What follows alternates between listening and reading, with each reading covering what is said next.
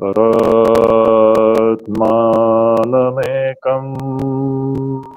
जगद्बीजमाद्यं निरीहं निराकारमोङ्कारवेद्यम् यतो जायते पाल्यते येन विश्वम् तमीशं भजे लीयते यत्र विश्वम् स्थापकाय च धर्मस्य सर्वधर्मस्वरूपिणे अवतारवरिष्ठाय रामकृष्णाय ते नमः। हरि ओम तत्सत्। हरि ओम तत्सत्। हरि ओम तत्सत्। परम पूजनीय स्वामी मुक्ति प्रदानंद जी महाराज और स्वामी सिद्धेशानंद जी महाराज के আমি আমার সবিনয় প্রণাম জানাই। আর এখানে সমবেত ভক্ত স্বরূপ ভগবত স্বরূপ ভক্তবৃন্দ আপনাকেও আমার প্রণাম আমি জানাই। আজকের বিষয়টা হচ্ছে খণ্ডন ভববন্ধন। আমি এই বিষয়ের উপরে কিছু বলার আগে আমি একটা জিনিস আপনাকে বলে দেই। স্বামী সিদ্ধেশানন্দ জি আমাকে অনেকবার এখানে আসতে বললেন, কয়েকবার হলো। আমি সবসময় বলতাম কি দেখুন আমি বাংলাতে খুব একটা ভালো আমি বলি না, অভ্যস্ত নয়। তো মহারাজ বললেন না না এসো বলো। তো এটা আমার একটা সৌভাগ্য যে যে স্থানে মাস্টার মহাশয় নিজে এখানে রয়েছেন, যিনি শ্রী রামকৃষ্ণের অমৃত কথাকে যিনি লিপিবদ্ধ করলেন, ওনার সেই স্থানে বসে এই গম্ভীর বিষয়ে সম্পর্কে কিছু বলার আমি যে একটা সৌভাগ্য পেয়েছি, এটা আমারই অতীতে করা কিছু পুণ্যকর্মেরই ফল এটা। তো তার জন্য আমি ওনার কৃতজ্ঞ। দেখুন, প্রথম একটা জিনিস আমাদেরকে বুঝতে হবে, সেটা হচ্ছে আমরা যে শ্রীরামকৃষ্ণ দেবের যে জীবনী আমরা যে পড়ি, ঠাকুরের জীবনী এত খণ্ডে প্রকাশিত, বাংলাতে লীলা প্রসঙ্গ, তার অনুবাদ হয়েছে ইংরেজি ভাষাতে, সব ভাষাতেই অনুবাদ হয়েছে। এই যে বিশদ যে ঠাকুরের জীবনী যে আছে, এই জীবনীকে আমরা যদি সামারাইজ করি, আমি মাঝে মাঝে একটু ইংরেজি শব্দগুলো ইউজ করব, কিছু মনে করবে না। এই পুরো যে ঠাকুরের যে জীবনীকে যদি আমরা সামারাইজ করি, তো আমরা কি আমরা বুঝতে পারি। দেখুন, শ্রী রামকৃষ্ণ ছিলেন বেদের মূর্ত স্বরূপ। যে আমরা আমাদের যে হিন্দু সনাতন ধর্ম, তার যে বেদ হচ্ছে আমাদের মূল বিচারধারা, যেখানে এই সৃষ্টির পরম তত্ত্বকে প্রকাশিত করা হয়েছে, পরম সত্যকে ওখানে প্রকাশিত করা হয়েছে। সেই পরম সত্যের মূর্ত বিগ্রহ ছিলেন ভগবান শ্রী রামকৃষ্ণ। তো পুরো বেদের কথা যদি আমরা যদি দেখি, আমরা ওটাকে সামারাইজ করে এতটুকু আমরা বলতে পারি যে ভগবান শঙ্করাচার্যজি উনি দুটো কথায় উনি বলে শেষ করে দিয়েছেন। ব্রহ্ম সত্যম জগৎ মিথ্যা জীব ব্রহ্মৈব না অপরঃ। এটা হচ্ছে হিন্দু সনাতন ধর্মের মূল বিচারধারা। আসল সত্যটা কি হচ্ছে, এখানে ব্রহ্ম মাত্রই রয়েছে, ঈশ্বর মাত্রই রয়েছে, ঈশ্বর ছাড়া এখানে কিছুই নয়, এটাই হচ্ছে আমাদের বেদের মূল শিক্ষা। আমরা যে ঈশ্বর থেকে আলাদা যে একটা জগৎকে আমরা দেখছি, আমরা যে মনে করছি যে ঈশ্বর থেকে আলাদা কেউ মানুষ আছে, জীব আছে, এটা আমাদের ভ্রান্তি মাত্র, অজ্ঞান মাত্র। এটাই আমাদের বেদের মূল কথা। আমরা যখন উপনিষদ পড়ি, উপনিষদ হচ্ছে আমাদের বেদের সার, যাকে আমরা বেদান্ত বলি। উপনিষদের মূল কথা এটাই হচ্ছে একমেবাদ্বিতীয়ম ব্রহ্ম। এখানে ঈশ্বর ছাড়া কিছুই নেই, এটাই হচ্ছে মূল শিক্ষা। এখন দেখুন শ্রী রামকৃষ্ণের জীবনেতে আমরা কি দেখি? উনি কি ঈশ্বর ছাড়া অন্য কোনো জিনিস জানতেন?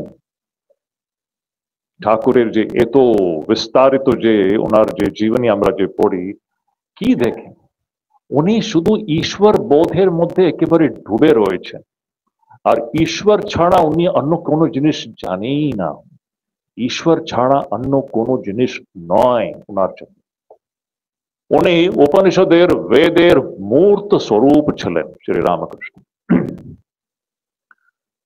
তো দেখুন, আমরা যে যখন আমরা উপনিষদের কথা বলি, উপনিষদের একটাই কথা বারে বারে স্বামী বিবেকানন্দ বলেন, what does Upanishad teach us? Upanishads teach us only one thing, the central idea of the Vedas. বেদের মূল কথা কি হচ্ছে? মুক্তি, মুক্তি, মুক্তি, মুক্তি। মুক্তি ছাড়া আর কিছু নেই। মনুষ্য জীবনের একমাত্র উদ্দেশ্য হচ্ছে এই যে মোক্ষ লাভ করা। এই যে মনুষ্য শরীর যে আমরা যে পেয়েছি, এই মনুষ্য শরীরের যে আমরা যে জন্ম পেয়েছি, এই জন্মের মুখ্য উদ্দেশ্যটা হচ্ছে এই জন্ম মরণ চক্র থেকে নিজেকে মুক্ত করা। মুক্তি, freedom. Freedom is the song of the Upanishads. একমাত্র, আর কিছু না। পুরো হিন্দু সনাতন ধর্মের মূল কথা যদি আমরা জিজ্ঞেস করি কি আছে, সেটা আমরা বলতে পারি, সেটা হচ্ছে মুক্তি, মুক্তি, মুক্তি, মুক্তি, আর কিছু না। আর শ্রী রামকৃষ্ণ ছিলেন সেই মুক্তির মূর্ত বিগ্রহ। আমরা যে রোজ আমরা এখানে যে আরতি যে আমরা গান করি সন্ধ্যার সময়, সন্ধ্যা আরতি, আমি সবসময় বলি সে প্রথম 3 শব্দটা, তার গুরুত্ব যদি আমরা বুঝতে পাই, সত্যি বলতে গেলে অন্য কিছু আমাদেরকে জানা দরকার নেই। মনুষ্য জন্মের একমাত্র উদ্দেশ্য হচ্ছে খণ্ডন ভাব বন্ধন। এই মনুষ্য শরীরে জন্ম নেওয়ার পরে যদি আমরা এই খণ্ডন ভববন্ধনের জন্য আমরা যদি চেষ্টা না করি, এটা আমাদের দুর্ভাগ্য, ভীষণ বড় একটা দুর্ভাগ্য। কেন? উপনিষদের একটা কথা আছে, উপনিষদ বলেন ইহ চেদ অবেদিত অত সত্যমস্তি, ন চেদ ইহা বেদিন মহতি বিনষ্টি। যদি এই শরীরে জীবিত কালে যদি আমরা এই পরম সত্যকে যদি আমরা উপলব্ধি করে ফেলে, তাহলে সত্যমস্তি, সত্যমস্তি মানে তাহলে আমাদের জীবন ধন্য হয়ে গেল। মনুষ্য জীবনের একমাত্র উদ্দেশ্য আমরা প্রাপ্ত করে ফেলল। আর যদি আমরা এটা না উপলব্ধি করি, মহতি বিনষ্টি, মহান বিনাশ আমাদের হয়। বিনাশ মানে আর কিছু না, আবার মনুষ্য শরীরে জন্ম, আবার মৃত্যু, আবার জন্ম, আবার মৃত্যু, আবার জন্ম, আবার মৃত্যু। এই জন্ম মৃত্যুর চক্র চলতেই থাকে, চলতেই থাকে, অবিরত চলতে থাকে। এটা শেষ হবে না যতক্ষণ মানুষ সত্যকে উপলব্ধি করে না, ততক্ষণ এই জন্ম মৃত্যুর চক্রটা শেষ হয় না। ভগবান শঙ্করাচার্য ওনার অসাধারণ অমৃতবাণীতে উনি বলেন, পুনরপি জননম পুনরপি মরণম পুনরপি জননী জঠরে শয়নম ইহ সংসারে খলু দুস্তারে কৃপয়া পারে তাহি মুরারে ভজ গোবিন্দম, ভজ গোবিন্দম, গোবিন্দম ভজ মূঢ়মতে संप्राप्ते सन्निहिते मरणे नहीं नहीं रक्षति टुंकरंकरण। কি অসাধারণ কথা! এই মৃত্যু সামনে দরজায় দাঁড়িয়ে আছেন। মৃত্যু বেশি দূর নেই, আমরা ভাবছি এখানে সব ভালো আছে। কালকে সকালে আপনারা আমাকে দেখবেন কিনা এটা কেউ বলতে পারবেন কি? কালকে আমরা সকালে আমরা ঘুম থেকে উঠবো কি আমরা কেউ ডেফিনেটলি বলতে পারি? এটা খুব বড় প্রশ্ন। আজকে আমরা আছি, কালকে সকালে সূর্যোদয় আমরা কি দেখবো কিনা আমরা কি কেউ ডেফিনেটলি বলতে পারি? It's a big question. আমরা এখানে এইভাবে জীবন যাপন করছে যেন আমরা কখনো মরব না। মৃত্যু হচ্ছে এই জীবনের সবচেয়ে বড় সত্য, ডেথ। কখন আসবে, কবে আসবে কেউ বলতে পারে না। সন্নিহিতে মরণে, সম্প্রাপ্তে সন্নিহিতে মরণে, মৃত্যু একেবারে দরজায় সামনে দাঁড়িয়ে আছেন, আর আমরা এখানে ভোগের মধ্যে ডুবে আছি। কি করতে হবে? ভজ গোবিন্দম ভজ গোবিন্দম गोविंदम भज मूढ़मते। भगवान के डाको, भगवान के डाको, ईश्वर के जानो, ईश्वर के खोजो। ईश्वर के খুঁজতে হয়, ঈশ্বরকে ডাকতে হয়, ঈশ্বরের উপলব্ধি করার নিজেকে নিযুক্ত করতে হয়। এটাই হচ্ছে মনুষ্য জীবনের একমাত্র উদ্দেশ্য। এর মূর্ত বিগ্রহ এই সব জিনিস শ্রী রামকৃষ্ণের জীবনের মধ্যে আমরা দেখি পুরোপুরি ডেমনস্ট্রেটেড। উনি আমাদের সামনে এই আদর্শটা রেখে গিয়েছেন। শ্রী রামকৃষ্ণ হচ্ছেন এই মুক্তির মূর্ত রূপ, খণ্ডন ভাব বন্ধনের মূর্ত রূপ। এখানে কিছু প্রশ্ন আছে। আমরা যে ভাববন্ধন থেকে মুক্ত হওয়ার কথা আমরা বলছি এখানে, কি সবাই কি বন্ধন এক্সপিরিয়েন্স করছে? এটা খুব বড় প্রশ্ন। অনেকেই তো এখানে বন্ধন মনে করে না। ওরা তো আধ্যাত্মের দিক দিকে ওরা তো যায় না, ওরা তো সংসারের মধ্যে ডুবে আছে, ওরা তো বন্ধন মনে করে না। সব যদি বন্ধন মনে করে, সত্যি সত্যি বন্ধনে যদি এক্সপিরিয়েন্স হয়, মানুষ কি চুপ বসতে পারবে? একটা উদাহরণ আমরা নিতে পারি, সবসময় আমরা বড়দের কাছে থেকে শুনেছি একটা উদাহরণ। মনে করুন এক ছেলে আছে, এক ছেলে যার জন্ম একটা কারাগ্রহের মধ্যে হয়েছে, একটা জেলের মধ্যে ওর জন্ম হয়েছে। ওর মা কোনো কারণে জেলে ছিলেন, আর জেলের মধ্যে কারাগ্রহের মধ্যে ওর জন্ম হয়েছে। আর জন্ম থেকে ওই কারাগ্রহের মধ্যে রয়েছে। কারাগ্রহের যে চার দিওয়ালটা রয়েছে, ও চারটি দিওয়ালের মধ্যেই ওর জন্ম, আর ওখানেই ও বড় হচ্ছে। ও কারাগ্রহের বাইরে জগৎটা কখন দেখেই নেই। ও জানেই না যে এই কারাগ্রহের বাইরের কোন জগৎটা আছে বলে। আর ওকে কখন বলাও হয়নি, ওকে কখন বলাই হয়নি। ও ছেলে জানেই না কি এই চার দেওয়ালের বাইরে কোনো একটা জগৎ আছে বলে। ওর মা ওকে বলেনি, কেউ বলেনি। এখন যতক্ষণ ও ছেলে এই ভাবছে কি এটাই আমার জগৎ, এই চারটি দেওয়ালের মধ্যেই আমার জগৎ, যতক্ষণ এইরকম থাকে, ওই কারাগ্রহ থেকে বেরিয়ে আসার কি ওর মধ্যে ছটপট হবে? কখনো হতে পারে না। সেই উদাহরণের মধ্যে দেখুন, যদি বলা হয়, কেউ ওকে বলে দেয় कि देखो बाबा, এই কারাগ্রহের যে চারটি দিওয়ার যে রয়েছে, এই দিওয়ারের বাইরে একটা জগৎ রয়েছে, যে অসীম অসীম জগৎ, এত সুন্দর জগৎ রয়েছে বাইরে, তুমি কখনো দেখো নেই। যদি ওকে বলা হয়, তারপরে কি ওই ছেলে কি চুপচাপ বসতে পারবে? তখন ওই কারাগ্রহকে ভেঙে ও বেরিয়ে যেতে চেষ্টা করবে। শ্রী রামকৃষ্ণ একটা সুন্দর একটা উদাহরণ দেন। উনি বলেন একজন চোর আছে, ও চোর একটা ঘরে থাকছে। পাশের ঘরে খুব বড় একটা ধন সম্পত্তি রয়েছে, সোনা চাঁদি গয়না গুলো সব রয়েছে পাশের ঘরে। মনে করুন যদি ওই চোর যদি এটা জেনে যায় কি পাশের ঘরে খুব বড় সম্পত্তি রয়েছে, এখন কি ওই চোর চুপচাপ বসতে পারবে?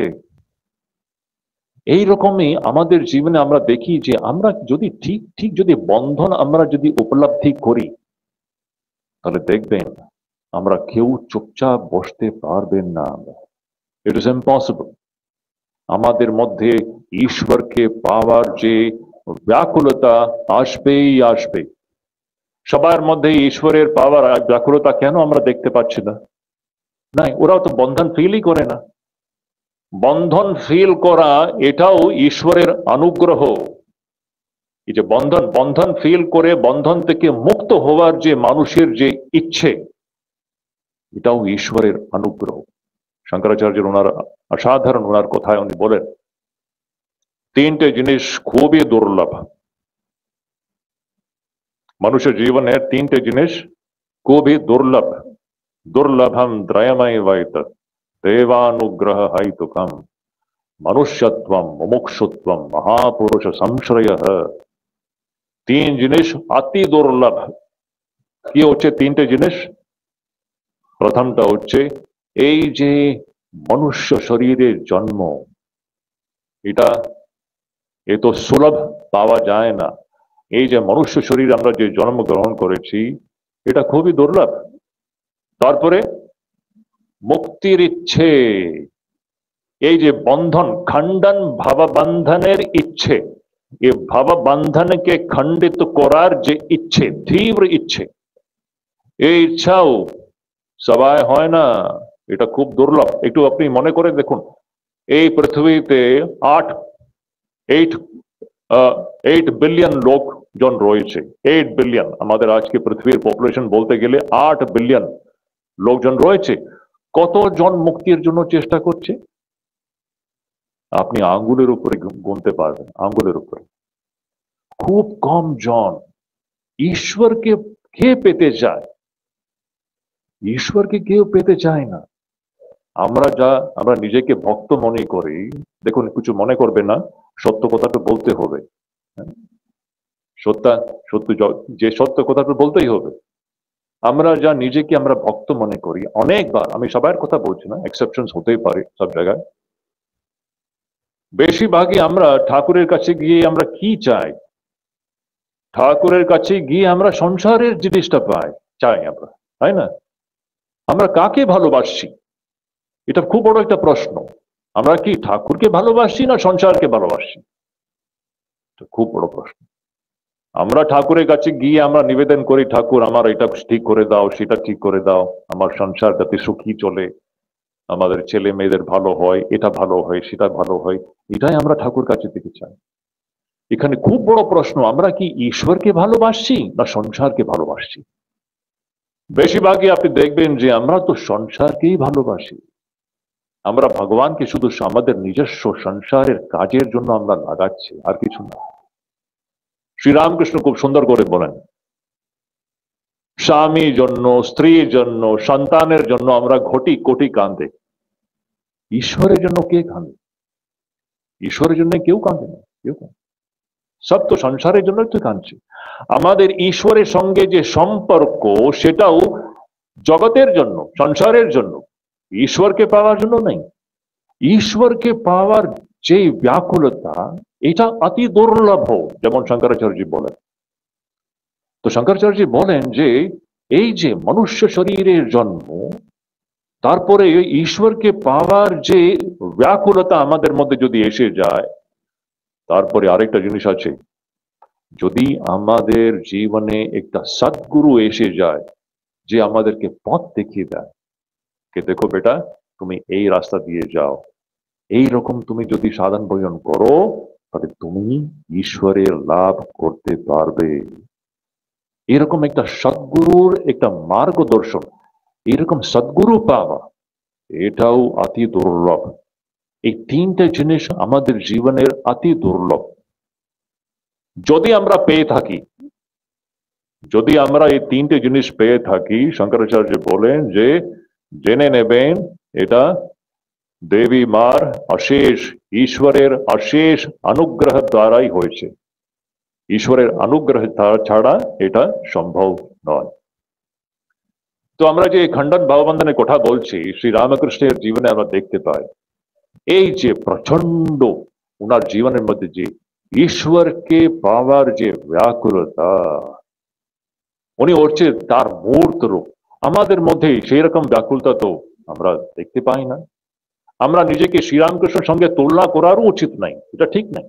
বাট শ্রীরামকৃষ্ণ যে দেখিয়ে গেছেন, তার যদি আমাদের জীবনে 5%টাও এসে গেলে, 2%, 3%, 5%, আমাদের জীবনটাই পাল্টে যাবে, অতি সুন্দর জীবন হয়ে যাবে।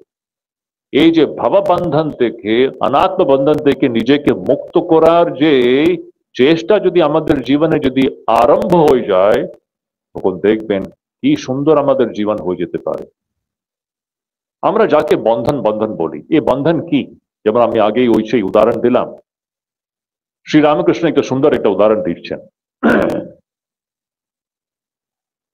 উনি বলেন, একজন জেলে যে মাছ ধরে, ওই পুকুরের পাশে বসে, পুকুরের ধারায় ওখানে বসে ও একটা জালটা ফেলে দিয়েছে পুকুরের মধ্যে মাছটা ধরতে। আপনারা সবাই শুনে থাকেন। তবে উদাহরণটা খুবই গুরুত্বপূর্ণ। এই যে আমি যে বললাম, এটাই আমাদেরকে নিজেকে বুঝতে হবে কি হচ্ছে আমাদের জীবনে। আমাদের মধ্যে এই ভাববন্ধনকে কাটার বা ভাববন্ধনকে ভেঙে দেওয়ার ইচ্ছে কেন জাগ্রত হচ্ছে না? যদি হয়ে গেলে আমরা কেউ চুপচাপ বসতে পারবো না। That is the main point. তো সেই উদাহরণে ঠাকুর খুব সুন্দর উদাহরণ দেন। একজন জেলে যে পুকুরের পাশে বসে উনি মাছ ধরার জন্য জালটা ফেলে দিয়েছে, সেই জালের মধ্যে অসংখ্য মাছ ফেসে গেছে। আচ্ছা, এত মাছ যে ওই জালের ভিতরে যে ফেসে গেছে, ওই মাছরা জানেই না কি ওরা জালের ভিতরে ফেসে আছে বলে। ওরা মনে করছে কি আমরা একেবারে এখানে ভালোই আছি। সেই মাছগুলো ওখানে ডিম ডিম দিচ্ছে, ওখানে ওই ডিম দিয়ে ওদের সন্তানের উৎপত্তি হচ্ছে, সব চলছে, খাওয়া দাওয়া সব ওই জালের ভিতরেই হচ্ছে। ওই মাছগুলো জানেন না যে ওরা এই জালের ভিতরে ফেসে আছে বলে। যে কোনো মুহূর্তে সে জেলে সে জালকে টেনে, তারপরে ওদের কি হবে আমরা জানি, ওর পরিণামটা কি হবে। তার মধ্যে দিয়ে কয়েকজন মাছ বুঝতে পেরেছে কি আমরা জালের ভিতরে ফেসে আছি। আর ওরা কি করে, ওরা এখন ওই জালটাকে কাটতে শুরু করে, দাঁত দিয়ে কাটছে কাটছে। এখন ওই মাছগুলো চুপ বসতে পারে না। ওই মাছের একমাত্র উদ্দেশ্য হচ্ছে সেই জালটাকে কেটে কি করে এই জাল থেকে বেরিয়ে যায়, ওটাই হচ্ছে ওদের একমাত্র উদ্দেশ্য। বাকি মাছগুলো তো জানেই না কি ওরা জালের ভিতরে ফেসে আছে। ওরা ওখানে আনন্দে ওরা ডিম দিচ্ছে, ওদের সার পুরো সংসার চলছে। এটাই হচ্ছে আসল বাস্তবিকতা। তো শ্রীরামকৃষ্ণ বলেন কি ওই কয়েকজন মাছ যে জালটাকে কাটতে শুরু করেছেন, ও জালটাকে কেটে কয়েকজন জাল থেকে লাফ দিয়ে বেরিয়ে যায়, ও মুক্ত হয়ে যায়। তো এটাই হচ্ছে মানুষের জীবনের, আমাদের জীবনের কাহিনীগুলো বিলকুল এরকমই আছে। কি আমরা অনেকেই আমরা জানি না যে কি আমরা এই জাল কি। এই জালটা হচ্ছে যাকে আমরা বলে প্রভু পরমেশ্বরের মায়ার জাল। এই পুরো যে আমরা সৃষ্টি যে দেখছি, এটা ঈশ্বরেরই মহা মায়ার এটা জালের মধ্যে আমরা ফেসে আছি। আমাদের বন্ধনটা কি? বন্ধনটাকে আগে আমাদেরকে নিজে বুঝে নিতে হয়। এই বন্ধনটা কি? আমি যে নিজেকে মনে করি যে আমি এই দেহবদ্ধ জীব, আমি যে নিজেকে মনে করি যে আমি যে এই যে দেহবদ্ধ জীব, এটাই হচ্ছে বন্ধন। এটা কি সত্য কি আমি যে শুধু এই দেহবদ্ধ জীব মাত্র? কখনো হতেই পারে না। উপনিষদের আমাদের সব ঋষিদের একমাত্র কথা, এটা তো হতেই পারে না। আমাদের সত্য স্বরূপটা কি, এটা টোটালি ডিফারেন্ট থিং, এটা আলাদাই জিনিস। আমরা জীবনে কখনো এই দিকে আমরা মন দেইনি। আমরা এটা মেনেই চলছে যে আমি বলে এই জীব, এই যে দেহবদ্ধ জীব মাত্র। আরেকটা জিনিস আছে, আচ্ছা, আমি তো একটা মেনেই নিয়েছি যে আমি যে দেহবদ্ধ জীব, তারপরে আমি এই যে দেহ আর ইন্দ্রিয় দ্বারা আমি যা দেখছি, এই যে জগৎকে আমরা দেখছি, আমি মনে করি কি এই জগৎ, কেউ সন্দেহ করে না, কেউ আজ পর্যন্ত সন্দেহ করে নেই কি আমি যে ইন্দ্রিয় দ্বারা যে দেখছি, যাকে আমরা জগৎ বলছি, জগৎ জগৎ জগৎ বড় একটা শব্দ, কি জগৎ কি সত্যি করে আছে? জগৎ কি সত্যিকারে কি আছে? বা জীব কে সত্যিকারে আছে? এই দুটো জিনিস, জীব আর জগৎ, এর বাস্তবিকতাটা কি আছে? আমরা চোখ দিয়ে যে দেখছি, আমরা তাকে একেবারে সত্য বলে মনে করেছে, কখনই আমরা প্রশ্ন করিনি, আর এটাকে আমরা মেনে ধরেই আমরা চলছি। এটাই হচ্ছে আমাদের বন্ধনের মূল কারণ, এটাই হচ্ছে ভাব বন্ধন। যতদিন আমরা আমরা নিজেকে জীব বলে মনে করি, এই দেহবদ্ধ জীব, আমি আমি পুরুষ, দেখুন কি সুন্দর কথা এটা। প্রথমত কি হয়, আমি শরীর, আমি নিজেকে এই শরীর মনে করি, ফার্স্ট পয়েন্ট। শরীর হলেই তারপরে এটা পুরুষ শরীর হয়ে গেল, একটা স্ত্রী শরীর হয়ে গেল। আমরা কখনোই বিচার করি না, আমরা কখনোই সন্দেহ করি না কি আমার আসলে আমি কে, এ প্রশ্ন আমার জীবনে আমরা কখনই করে না। আর আমরা এটা মেনেই চলে যে আমি স্ত্রী, আমি পুরুষ, তারপরে তো সারা সংসার শুরু হয়ে যায়। তো আপনি দেখবেন আমাদের যে জীবনের মূল আধারটাই ভুল হয়ে যায়। সেই জন্য উপনিষদ আমাদেরকে বলে কি নিজেকে জিজ্ঞেস করতে হয়, এই খুঁজতে হয়, সত্যটাকে খুঁজতে হয়। সবচেয়ে সুন্দর জিনিসটা হচ্ছে দেখুন, মানুষ যখন মানুষের ভিতরেই আমি কে এই খোঁজটা যখন ও শুরু করে, যখন মানুষ নিজের সত্য স্বরূপকে খুঁজতে শুরু করবে, যখন এই প্রশ্নটাও নিজেকেই করবে কি আমি কে, তার অন্তিম পরিণতিটা কি হবে? তার অন্তিম পরিণতিটা এটা হবে, আমি কে খুঁজতে গিয়ে আপনি ঈশ্বরকে পেয়ে যাবেন। আমি কে খুঁজতে গিয়ে মানুষ ঈশ্বরকে পেয়ে যাবে। এই যে আমরা যাকে আমরা মানুষ মানুষ মানুষ বলে, এই মানুষের মূলে তো ঈশ্বরই রয়েছে। আমরা কখন চিন্তাই করিনি। আমরা শুধু যে ইন্দ্রিয় দিয়ে আমরা যে উপরে যে দেখছে সেটাকে সত্য মনে করছি। যদি আপনি খুঁজেন, যদি আপনি একটুখানি ভিতরে দিয়ে গিয়ে দেখবেন, আপনি দেখবেন মানুষ কোথায়, এত রূপে এখানে ঈশ্বর বসে আছে। আমরা যাকে জগৎ জগৎ জগৎ বলে, এটা একটা আভাস মাত্র। যতদিন না আমরা ইনভেস্টিগেট করি ততদিন এটা সত্য বলে মনে হয়, যেটা মিথ্যা ওটা সত্য বলে মনে হয়। যখন আপনি অন্বেষণা করবেন তখন দেখবেন এই জগৎকে যদি আপনি খুঁজতে যান, জগৎ হারিয়ে যাবে, ঈশ্বরকে পেয়ে যাবে। কেন? এই জগতের মূলে তো পরমেশ্বরই রয়েছে, পরমেশ্বর ই রয়েছে, পরমেশ্বর ছাড়া এখানে কিছুই নয়। এটাই হচ্ছে অন্তিম সত্য। যতদিন না আমরা এর উপলব্ধি করি ততদিন মানুষের দুঃখ কষ্টের অন্ত হবে না, ততদিন মানুষের এই জন্ম মৃত্যুর চক্র থেকে মুক্তি হবে না। অসাধারণ কথা শঙ্করাচার্য বলেন, কুরুতে গঙ্গা সাগর গমনম व्रत परिपालनम अथवा दानम ज्ञान विहीन सर्वमतेन मुक्तिम न भजति जन्म शतेन भज गोविंदम गोविंदम भज मोरमते संप्राप्ते सन्निहिते मरणे नहीं नहीं रक्षति तुम करणे। আপনারা যা কিছু করুন, তপস্যা করুন, আপনি তীর্থ যাত্রা করুন, দান করুন, যা খুশি করুন, আপনি তপস্যা করুন, যতদিন সত্যের উপলব্ধি না হয়, জ্ঞানবিহীন সর্বমতেন মুক্তিম না ভজতি জন্ম শতেন, শত শত জন্মের মধ্যে মানুষ এই খণ্ডন ভববন্ধন করতে পারবে না, এই জন্ম মৃত্যু চক্র থেকে নিজেকে মুক্ত করতে পারবে না। এখন এই জ্ঞান বলতে গেলে না অনেকগুলো এখানে ঝামেলা আছে। আমরা মনে করি যে জ্ঞান আলাদা আর ভক্তি আলাদা, অনেক রকম ভ্রান্তি আমরা নিয়েই চলি। আমরা একটা জিনিস আমি এখন তো এই তো এই অল্প লেকচারের মধ্যে তো আমি বলতে পারি না কি জ্ঞান আর ভক্তি আলাদা। যেখানে ঠিক ঠিক জ্ঞান হবে সেই মানুষ ঠিক ঠিক ভক্ত হবে, আর যেখানে ঠিক ঠিক ভক্তি হবে সেখানে জ্ঞান হবেই হবে। জ্ঞান আর ভক্তি আলাদা নয়, একটাই জিনিস। উপর থেকে দেখলে মনে হয় এই দুটো আলাদা। আপনি দেখেন শ্রীরামকৃষ্ণ জ্ঞানী ছিলেন না ভক্ত ছিলেন? সবাই বলবেন ভক্তি ছিলেন, ভক্ত ছিলেন। শ্রীরামকৃষ্ণ তো পরম জ্ঞানী ছিলেন, অদ্বৈত জ্ঞানী ছিলেন। শঙ্করাচার্যকে কি বলবেন আপনি?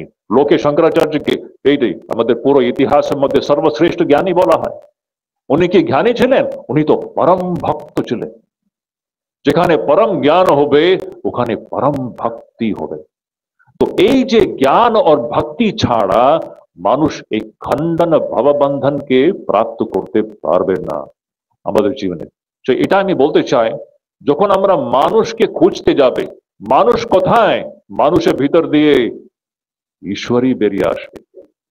জগতের যখন আমরা অন্বেষণা করি, আপনি দেখবেন, আপনি যত ভিতরে যাবেন দেখবেন জগৎ চলে গেছে, এক পরমেশ্বর মাত্রই রয়ে গেছে।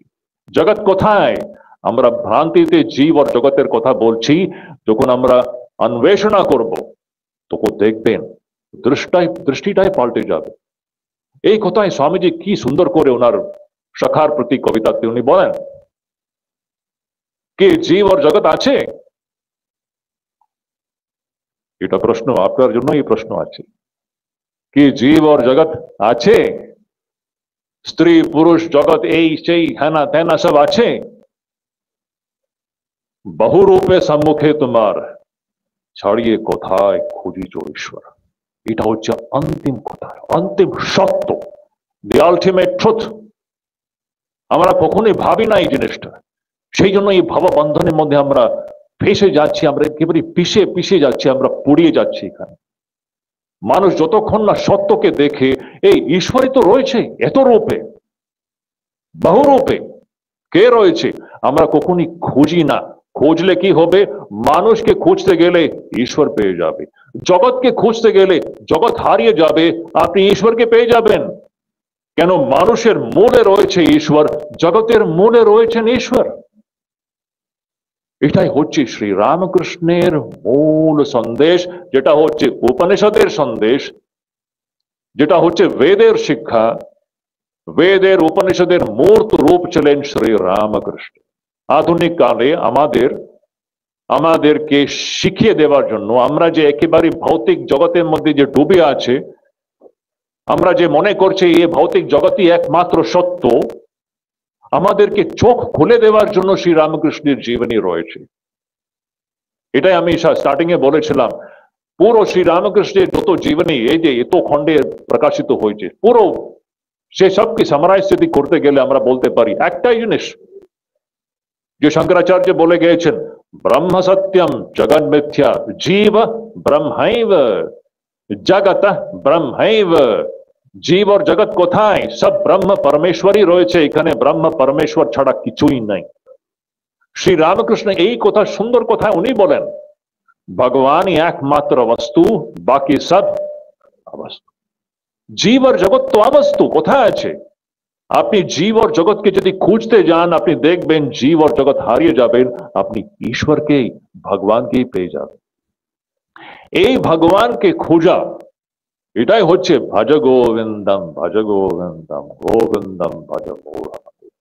এই মূর্খ, এটা খুব শঙ্করাচার্য খুব ভালোবেসে বলেন উনি, এই মূর্খ মানুষ, সময় চলে যাচ্ছে, সময় চলে যাচ্ছে, দিনটা চলে যাচ্ছে। কি অসাধারণ ওই ওই ওই রচনাটা, ওনার যে চরপট পঞ্জরিকা স্তোত্রম, ভজ গোবিন্দম স্তোত্রম, উনি কি অসাধারণ বলেন, দিনমপি রজনী সায়ಂ প্রাতঃ শিশির বসন্ত পুনরায় কান ক্রীড়তি গচ্ছতি আয়ু তথাপি না মুঞ্চতি আশাবায়ু। এই যে দিন চলে গেল, রাত আসে গেল, রাত এসে গেল, রাত চলে গেল, আবার দিন এসে গেল, এরকম একটা দিন চলে গেল, আরেকটা দিন এসে গেল, ওই রকম একটা, কি বলবো, একটা পক্ষ চলে গেল, আরেকটা পক্ষ এসে গেল, একটা মাস চলে গেল, আরেকটা মাস এসে গেল, একটা ঋতু এসে গেল, আরেকটা ঋতু এসে গেল, এরকম একটা বছর, বছরের পর বছর চলে যাচ্ছে, সময় কাল ক্রীড়তি, কালের যে চক্র, কালের যে চক্রটা ঘুরছে, এন্ড গচ্ছতি আয়ু, আয়ুটা চলে গেল, আয়ু চলে যাচ্ছে। তদপি না মুঞ্চতি আশা বায়ু, তবে হৃদয়ের ভিতরে কামনা বাসনা যাচ্ছে না, শেষ হচ্ছে না। আমাদের বয়স চলে যাচ্ছে, সব চলে যাচ্ছে, হৃদয়ের ভিতরে জাগতিক সাংসারিক কামনা বাসনাগুলো শেষ হচ্ছে না। যতদিন আমাদের ভিতরে, আমাদের হৃদয়ের মধ্যে জাগতিক সাংসারিক কামনা বাসনা থাকবে, ততদিন এই খণ্ডন ভাববন্ধন কখনোই সম্ভব হবে না। আমরা দেখি কি সুন্দর কথা, এই যে আরতির মধ্যেই আমরা, আরতি ক্রমের মধ্যে আমরা দেখি ঠাকুরের কি আছে। আচ্ছা, এই জাগতিক যে আমরা কি বলবো অনাত্ম বন্ধন, এই জাগতিক বন্ধন থেকে নিজেকে মুক্ত করার পথটা কি এখন? এখন খুব বড় একটা ইম্পর্টেন্ট কোশ্চেন। এই জাগতিক বন্ধন, অনাত্ম বন্ধন থেকে নিজেকে মুক্ত করার উপায়টা কি? কি আছে উপায়?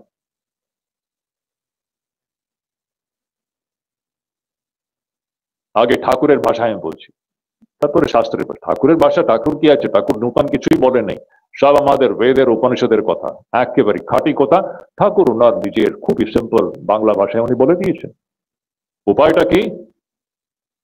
জগতের প্রতি বিরাগ আর ঈশ্বরের প্রতি অনুরাগ, এটাই হচ্ছে উপায় আমাদের উপনিষদের কথা। তো মূল উপায়টা কি হচ্ছে? বৈরাগ্য, ত্যাগ। ত্যাগ ছাড়া এই খণ্ডন ভববন্ধন কখনো আমরা করতে পারবো না। যতদিন আমাদের মধ্যে এই যে অশাশ্বত মিথ্যা অবস্তু যে সংসার আছে, যে নশ্বর সংসার, অশাশ্বত, এই সংসারকে তো নশ্বরই বলা হয়। কি এই সংসার আমরা যে চোখ দিয়ে দেখছি, এটা কি শাশ্বত? জিজ্ঞেস করে দেখতে হবে। আমাদের শরীর কি শাশ্বত? এটা তো আজকে আছে, 1 ঘন্টা পরে হয়তো হবে, থাকবে না। এটা কি শাশ্বত?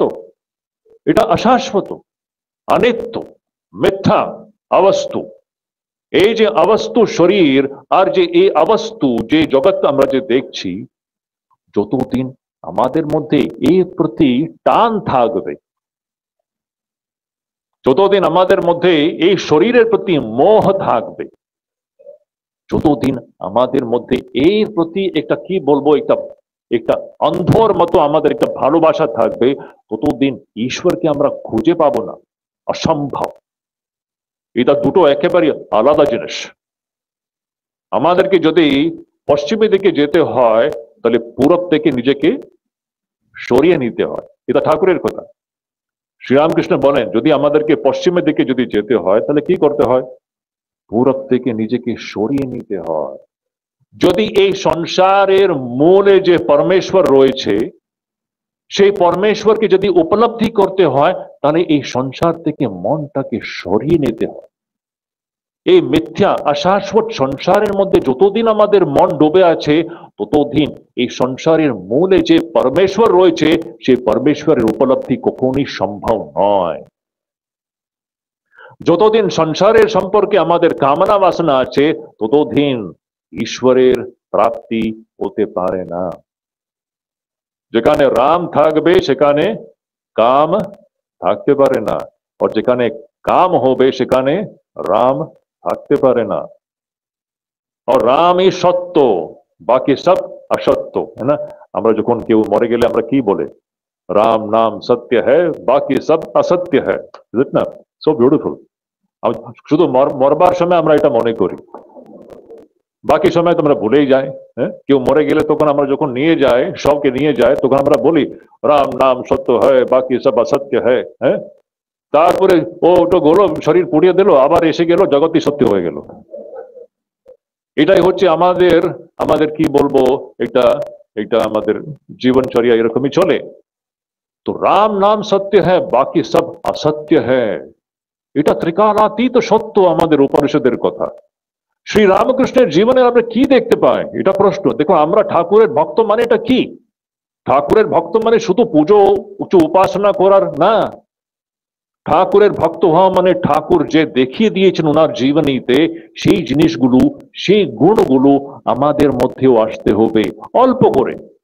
আমরা এটা বলছি না 100% আমরা ঠাকুর মতো হতেই পারবো না, কখনো সম্ভব নেই। বাট ঠাকুর যে দেখিয়ে গিয়েছেন, কি দেখিয়ে গিয়েছেন? ঠাকুর কি ওনার জীবনে এই মিথ্যা সংসারের প্রতি কোনো আসক্তি দেখিয়ে গিয়েছেন? বিন্দু মাত্র? এই অশাশ্বত সংসারের প্রতি ঠাকুরের মধ্যে কি বিন্দু মাত্র টান দেখা যায়?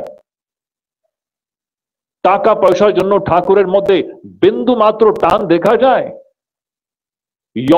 यौन আকর্ষণ যাকে আমরা বলি, যে আমরা বলি কাম বাসনা, ঠাকুরের মধ্যে বিন্দু মাত্র দেখা যায়? উনি কি আমাদেরকে দেখিয়ে গিয়েছেন? এই হচ্ছে খণ্ডন ভববন্ধনের উপায়। যতদিন আমাদের মধ্যে এই গুণগুলো না আসে, একটুখানি, আমি এটা বলছি না কি 100% হবে, সেই দিকে হচ্ছে আমাদের অ্যাকচুয়ালি লাইফ যেতে হয়। এর মধ্যে আমি সবসময় এটা মনে করি কি, লোকে বলে স্বামীজি আপনারা তো সন্ন্যাসীরা, আপনারা তো এরকম কথা বলতেই পারেন, এখানে সন্ন্যাসী গৃহী বলে কোনো জিনিস নেই। আমরা সব মানুষ, আর মনুষ্য জন্মের ঠাকুর কি বললেন? সন্ন্যাসী জন্মের একমাত্র উদ্দেশ্য ঈশ্বর প্রাপ্তি বললেন, না মনুষ্য জন্মের একমাত্র উদ্দেশ্য ঈশ্বরের প্রাপ্তি বললেন? এটা শুধু সন্ন্যাসীদের জন্য নয়, এটা মনুষ্যের জন্য। আপনি সন্ন্যাসী হোক বা গৃহী হোক, মনুষ্য শরীর জন্ম গ্রহণ করলে এই মনুষ্য জন্মের একমাত্র উদ্দেশ্যটা হচ্ছে এই ঈশ্বরকে উপলব্ধি করতে হয়। এই যে জগৎ আমরা দেখছি, এই জগতের মূলে পরমেশ্বর রয়েছে, সে পরমেশ্বরকে ভক্তি জ্ঞান বৈরাগ্য দ্বারা আমাদেরকে উপলব্ধ করতে হয়। সেই যোগ্যতা আমাদের মধ্যে রয়েছে। উপনিষদ আমাদেরকে বলে সেই যোগ্যতা সবার মধ্যে রয়েছে, আমরা কখনো সেই দিকে আমরা কখনো লক্ষ্য করে নেই। এটাই হচ্ছে আমাদের দুর্ভাগ্য। প্রত্যেকের মধ্যে রয়েছে, সেম যোগ্যতা রয়েছে, বেশি কমও নাই। এটা ঈশ্বর দিয়েছে, মনুষ্য মাত্রকে যে যোগ্যতা দিয়েছে, ঈশ্বরকে উপলব্ধি করার যোগ্যতা সব মানুষের মধ্যে সমান ভাবে রয়েছে, সুপ্ত রয়েছে। এখন যত আমরা এটাকে জাগ্রত করব, তত আমাদের জীবন মঙ্গলময় হয়ে যায়, সুখময় হয়ে যায়। তো এই সংসারের কি সুখ আছে? এটা খুব বড় প্রশ্ন। আমরা ভাবছি কি এই জগতের মধ্যে সুখ আছে। এটা একটা প্রশ্ন আপনাদের জন্য, এই প্রশ্ন, এই জগতের মধ্যে সুখ আছে? আপনি আশেপাশে আপনার বাড়িতে কোথায় সুখী পরিবার দেখতে পাচ্ছেন?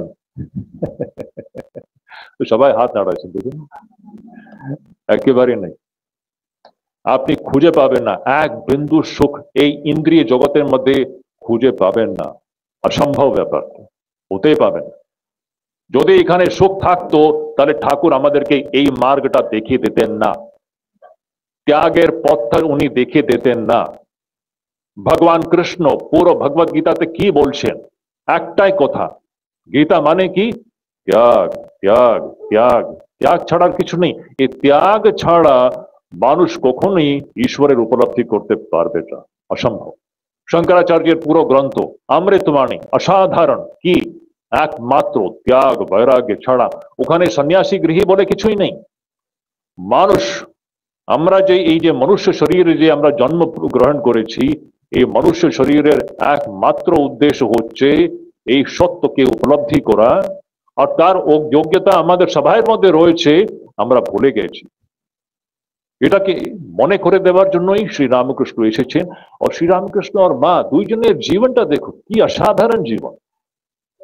পদে পদে ওনার এক একটা ইনসিডেন্ট, যদি আমি, এখন তো সময় তো নেই, এখন আমি আর দুটো কথা বলে আমি আমার বক্তব্যটাকে শেষ করব। যে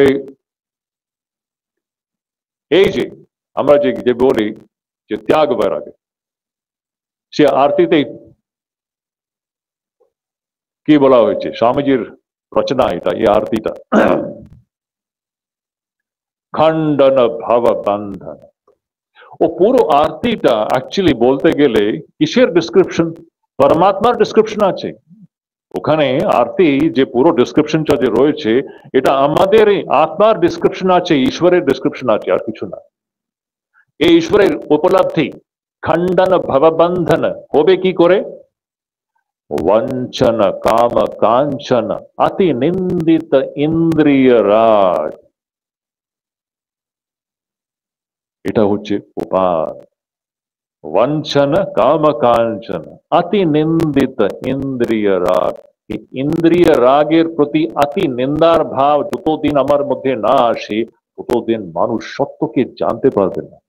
যতদিন ইন্দ্রিয় ভোগের প্রতি আমাদের টান থাকবে ততদিন দেখবেন কখনই আমরা সত্যের উপলব্ধি করতে পারবো না। খণ্ডন ভাববন্ধন আমাদের জীবনের সার্থক হবে না, অসম্ভব। যখন আমাদের মনের মধ্যে বৈরাগ্যের ভাব আসবে, ঈশ্বরের প্রতি অনুরাগের ভাব আসবে, এই দুটো পরস্পর সম্বন্ধিত।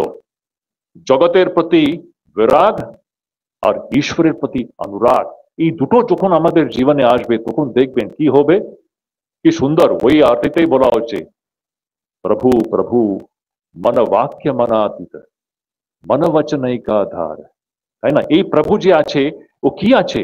বাক্য মন অতীত, ইন্দ্রিয়ের বিষয় নয়। আমরা যেই ঈশ্বরকে খুঁজছে ইন্দ্রিয়ের দ্বারা আমরা ওকে দেখতে পারবো না।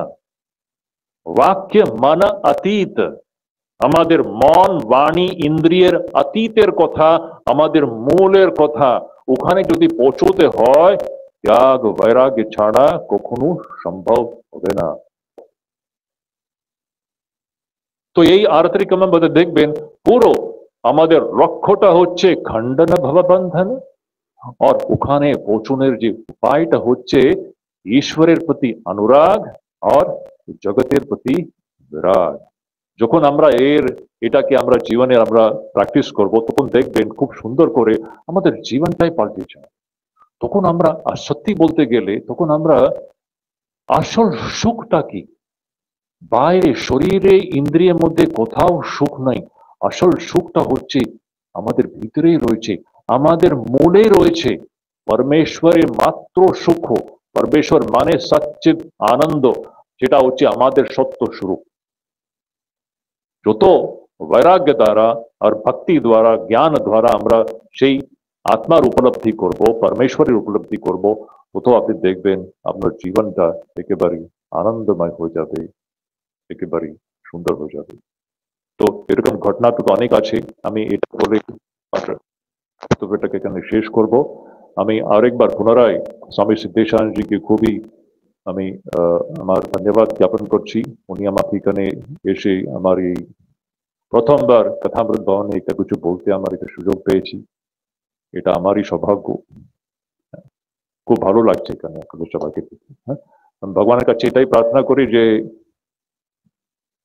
ঈশ্বর আমাদেরকে সেই বৈরাগ্য দেন, আমাদেরকে ভক্তি দেন, সেই অনুরাগ দ্বারা যে মানুষ সত্যকে উপলব্ধি করতে পারবেন, সেই অনুরাগ আমাদেরকে উনি দেন। আর আমাদের মধ্যে ত্যাগ বৈরাগ্যের ভাব দেন, যে যার দ্বারা আমি সত্যকে উপলব্ধি করতে পারবো। এটাই আমার